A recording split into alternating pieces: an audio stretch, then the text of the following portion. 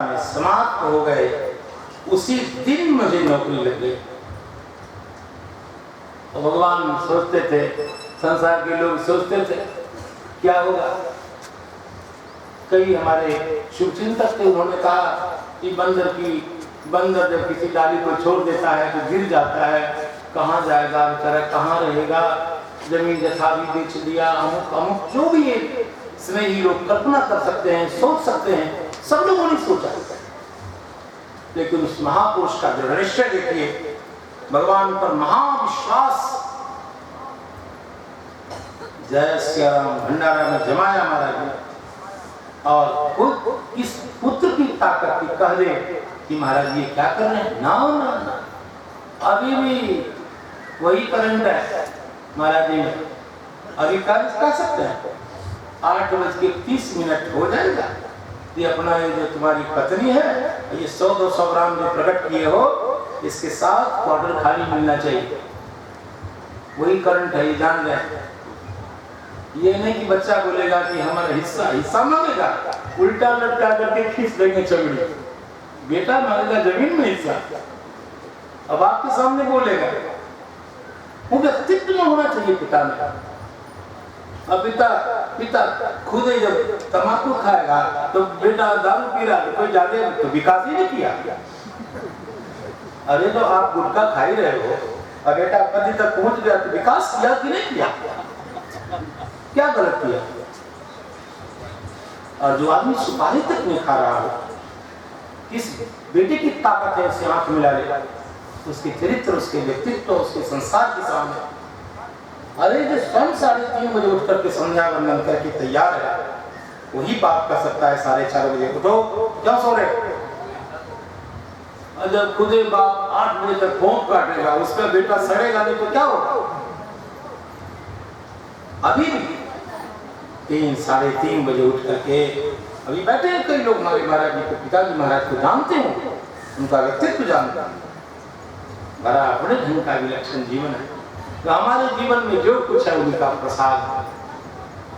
और मैं भगवान से फिर कहता हूँ, जब जब मेरा जन्म हो, इतना तो अवश्य हो कि किसी ऋषि गोत्र में जन्म हो और पिता के रूप में वही पिता मिलना चाहिए जिन्होंने हमें सीताराम जी के चरणों से लगाया है।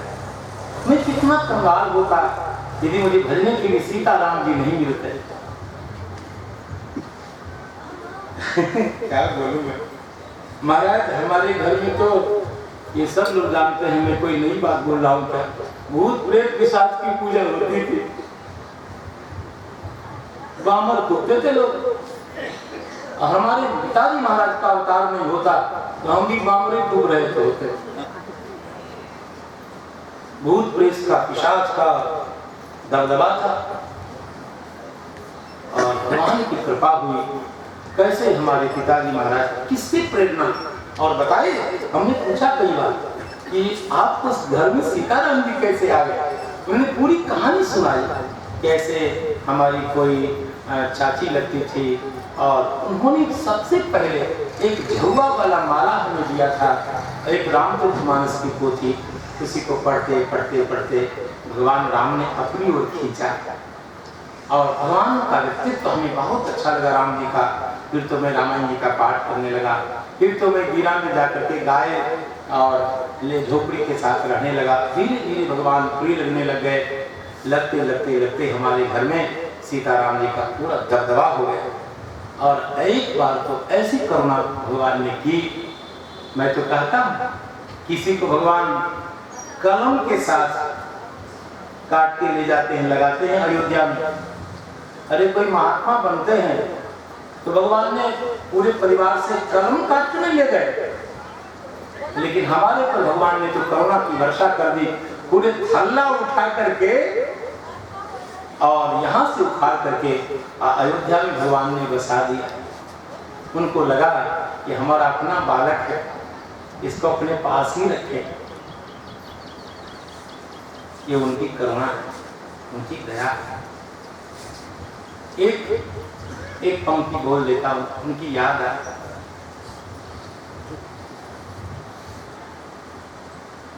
सीताराम नाम रति कह के जो मैं बोलता हूँ, महाराज जी के लिए बोलता हूँ। नामनिष्ठ धामनिष्ठ युगल चरण निष्ठ द्वादश तिलक जाके मेरे मन भायो है। पतित उदाहरण को मेरी दशा देखी ऐसो लागे मेरे हित रघुनाथ जी पधार्यो है। आरंभ से ही नामनिष्ठ, अयोध्या धामनिष्ठ, युगल चरण निष्ठ श्री सीताराम की चरण कमल का प्रेम और खूब सुंदर द्वादश तिलक, ये जिनका स्वरूप है। और ऐसा लगता है कि मेरे जैसे पापियों के उद्धार के लिए ही संसार में रघुनाथ जी ने भेजा है उनको। कभी कभी तो लगता है कहीं राम जी ने ही नहीं तो कृपा करके अवतार लिया है। द्वादश तिलक जाके मेरे मन भायो है। पतित उदाहरण को मेरी दशा देखी ऐसो लागे मेरे हित रघुनाथ जी पधार्यो है। करुणा निधान राम तारक सुनाई नाथ साचो कियो नाम प्रभु गोद में बिठायो है। पिता का काम है सुरक्षित जगह पे अपने बाल बच्चों को रख देना, और सबसे सुरक्षित जगह भगवान की गोद है, अयोध्या। और प्रभु गोद में बिठायो है। जय जय गुरुदेव, गुण आपकी अनंतनाथ। तो इस प्रकार हम अपने महाराज जी का स्मरण करते हैं भाव से। तो ये कथा इसलिए कि जैसे भगवान की कृपा से हमें प्राप्त हुए, वैसे ही हनुमान जी महाराज को जो दिव्य नाम मिला वो जानकी जी की करुणा से मिला। और आज ऐसे हनुमान जी जानकी करुणा से ओतप्रोत होते हुए सकल दुष्टों का मर्दन करते हैं, जोर से गर्जन करते हैं। और जिस स्तोत्र का पाठ उन्होंने किया वो स्तोत्र प्रथम मेरे पिताजी ने मुझे सिखाया। कुछ दुष्ट जो संयोग से सुरक्षित रह गए वो रावण के पास आए। रावण ने पुनः कतिपय राक्षसों को भेजा है। हनुमान जी महाराज ने परीख के साथ युद्ध किया और सकल दुष्टों का छेदन कर दिया। इसके बाद पंचसेना गृगान हत्वा, ये बात रामचरितमानस में नहीं है। पंच सेनाग्रगान हत्वा, पंच सेनानियों को मारा है हनुमान जी। और वो जो समाप्त हो गए सप्त मंत्र सुतानपि, ये भी रामायण में है। रामायण जी में कहां से है? शूर मक्षम च निष्पिष्य, यहां से रामचरितमानस में। जब अक्षय कुमार आया, अक्षय कुमार को ये थोड़ा विकृत नाम है, उसका अपना नाम है अक्षय कुमार। अक्ष शब्द के अनेक अर्थ होते हैं, शक्ताक्ष, देवनाक्ष और कमलाक्ष। जिसकी समर्थ इंद्रियां हो वह अक्षय कुमार। हनुमान जी महाराज ने उसको भी निर्धारित कर दिया। रावण के द्वारा प्रेषित था, तब रावण ने अपने अत्यंत पराक्रमी पुत्र, ब्रह्मादि देवताओं से प्राप्त वर वाला पुत्र मेघनाद को, इंद्रजित को भेजा। और इंद्रजित जो आया है, भीषण युद्ध किया है हनुमान जी महाराज के साथ। त्वम शस्त्रवित् शस्त्रभृतां वरिष्ठः सुरासुराणामपि शोकदाता सुरेषु शैन्द्रेषु दुष्टकर्मा पितामहाराधन संशितास्त्रः। पितामह की आराधन से जिनको सारे अस्त्र शस्त्र संचित प्राप्त थे, ऐसे इंद्रजित ने हनुमान जी से भीषण युद्ध किया है। अंतिम में उसको दिव्य धनुष की, दिव्य आयुध की याद आई, जब उसे लगा कि हनुमान जी को जीता नहीं जा सकता है। और तब पिता की आज्ञा को मान करके और वो उस ब्रह्मास्त्र का प्रयोग किया। हनुमान जी के विषय में जान गया कि अवध्य है, इनको मारा नहीं जा सकता। हनुमान जी महाराज ने भी पितामह ब्रह्मा के स्वरूप का अनुसंधान करते हुए और ये जान करके कि मुझे रावण से मिलना तो हमारा अभिष्ट ही है, मैं चाहता हूं उनसे बड़ी बात करनी है, उसको देखना है, सुनना है, समझना है।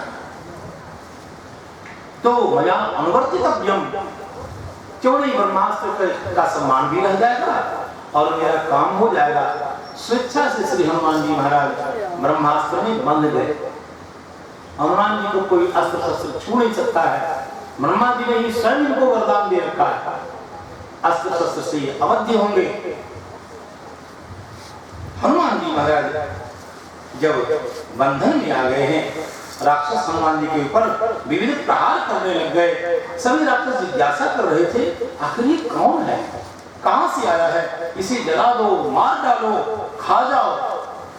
इंद्रजीत ने मुस्कुरा करके कहा, है भाषण मत दो, इसका बाल भी कोई बांका नहीं कर सकता है, ऐसा प्रतापी है ये बानर। हनुमान जी महाराज जब रावण के पास लाए गए, भगवान वाल्मीकि कहते हैं रावण के प्रभावशाली व्यक्तित्व को देखकर हनुमान जी महाराज की आंखें फटी की फटी रह गई।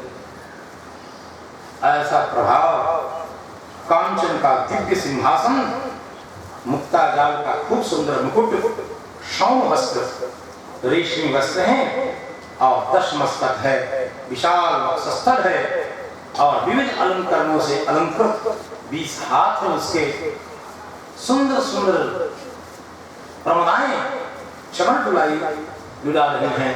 और ऐसे व्यक्तित्व वाले रावण को हनुमान जी ने देखा तो हनुमान जी के मुख से सहसा ही निकला, अहो रूपम, अहो धैर्यम, अहो सत्वम, अहो दिव्य, अहो राक्षसराजस्य सर्वलक्षण युक्तता।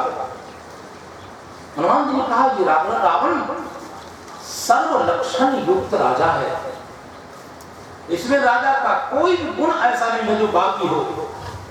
हनुमान जी कहते हैं यज्ञ धर्मो न बलवान, यदि रावण में केवल पाप नहीं होता, यदि ये केवल पापी नहीं होता तो त्रिभुवन का शासन करने की योग्यता इसमें थी। स्वर्ग आदि लोगों का राजा होने की योग्यता, केवल एक ही कमी है, ये पापी। हमारे समाज में, आपके जीवन में, हमारे जीवन में ऐसा देखा जाता है, बहुत अच्छे अच्छे गुण होते हैं, लेकिन एक दो दुर्गुण के कारण लोग उसके स्वरूप का मूल्यांकन नहीं करते। यदि हमारे आपके जीवन में ऐसा हो, ये एक दुर्गुण के कारण हमारा स्वरूप नीचे हो रहा हो, तो क्यों नहीं उसको मिटाया जाए, हटाया जाए। हनुमान जी कहते हैं यदि अधर्मो न बलवान स्यादयम् राक्षसेश्वरः